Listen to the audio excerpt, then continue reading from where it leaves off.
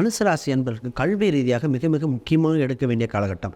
4ஆம் இடம் கல்வி ஸ்தானத்தில் அங்கே பார்த்தீங்கன்னா சனி பகவான் இருக்கார்.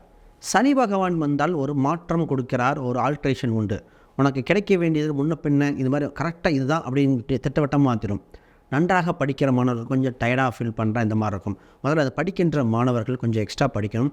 கோச்சிங் படிக்க வேண்டியது, தன் பூர்வீக ஊரை விட்டு வெளியே ஹாஸ்டல் தங்கி படிக்கிறது, வெளிநாடு சம்மந்தப்பட்ட படிப்புக்கு சனி பகவான் ஓகேங்கிறார்.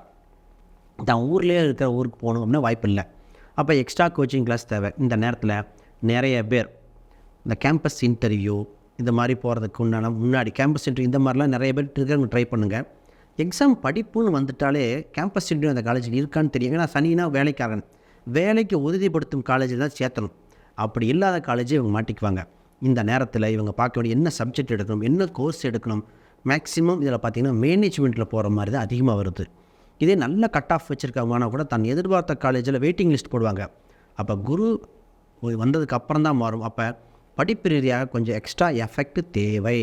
அந்த படிப்பில் என்ன ஜெயிக்கணும் அப்படின்னா ஃபஸ்ட்டு விநாயகரை கெட்டியாக பிடிச்சிக்கணும்.